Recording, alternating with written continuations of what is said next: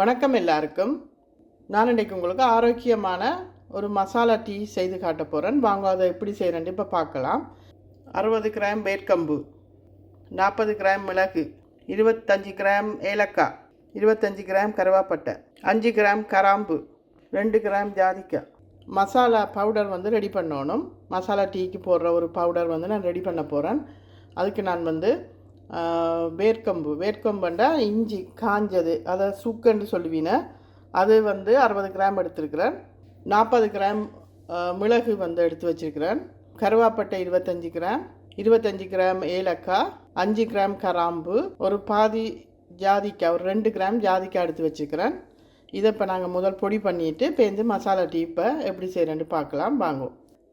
இதில் நான் 60 கிராம் வேர்க்கம்பு போடுறேன். வேர்க்கம்பு சுக்கு. பிறகு 40 கிராம் மிளகு போடுறேன். பாருங்கள், இப்போ 25 கிராம் ஏலக்காய்,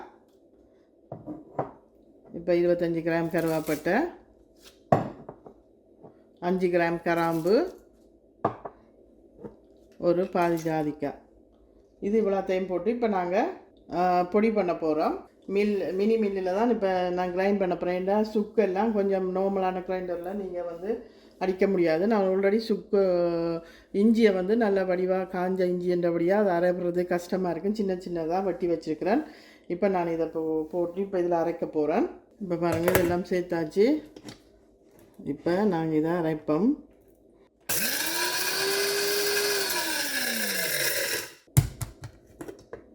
ஓப்பன் பண்ணி பார்க்கலாம். பாருங்க, எவ்வளோ நல்ல பவுடராக வந்திருக்கு. இந்த மசாலா டீக்கு இந்த பவுடர் தான் ரொம்ப முக்கியம்.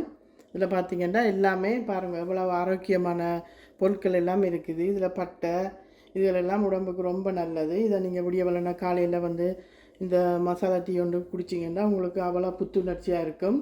அப்படிப்பட்ட ஒரு டீயை நாங்கள் இப்போ எப்படி செய்கிறேன்ட்டு பார்க்கலாம். இப்போ பார்த்திங்கன்னா நான் 3 பேருக்கு அளவான டீ போட போகிறேன். அப்போ அதுக்கு நான் இதை மாதிரி 3 கப் எனக்கு தேவை. நான் அப்போ அதுக்கு 1 கப் தண்ணி இப்போ சேர்க்குறேன். சேர்த்துட்டு இப்போ சுடுதண்ணி சேர்த்துக்கிறேன். இப்போ நான் கேஸ் ஆன் பண்ணுறேன். நீங்கள் ஸ்ட்ராங்காக டீ குடிக்கிறாக்களாக இருந்தால் நீங்கள் 6 டீஸ்பூன் தேயிலை போடணும். இப்போ இதில் எனக்கு ஸ்ட்ராங்காக தேவை. அதனால் நான் 6 ஸ்பூன் டீ பவுடர் போடுறேன், தேயிலை போடுறேன். உங்களுக்கு நீங்கள் ஸ்ட்ராங்காக உங்களுக்கு தேவையில்லைன்னா நீங்கள் 3 கூட போடலாம், 3 4 போடலாம். ஆனால் எனக்கு நல்லா ஸ்ட்ராங்காக வேணும். அதனால் இப்போ நான் 6 டீஸ்பூன் தேயிலை போட்டிருக்கிறேன். மசாலா நான் 1.5 டீஸ்பூன் சேர்க்குறேன். இதில் சேர்த்துட்டு அதை நல்லா கொதிக்க விடுறேன். பார்த்திங்கன்னா இப்போ நான் 2 கப் பால் சேர்க்குறேன். இதில் 2 கப் பால் சேர்த்து நல்லா கொதிக்க விட போகிறேன். இது நல்ல திக்கான ஒரு டீ கிடைக்கும். இதில் நீங்கள் கொஞ்சம் உங்களுக்கு திக்னஸ் பிடிக்கலைன்னு சொன்னால் 1.5 கப் 3 பேருக்கு 1.5 கப் தண்ணி விட்டு 1.5 கப் பால் விடலாம்.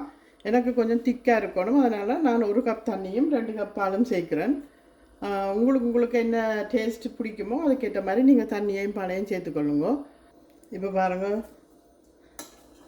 டீ நல்லா கொதிச்சிட்டு இப்போ நாங்கள் இதை கேஸ் ஆஃப் பண்ணிவிட்டு இதை ஆற்றி சுகர் போட்டு இப்போ பரிமாற வேண்டியது தான். வாங்க நாங்கள் பார்க்கலாம் எப்படி முடிஞ்சோன்னே எப்படி இருக்குன்னு பார்க்கலாம்.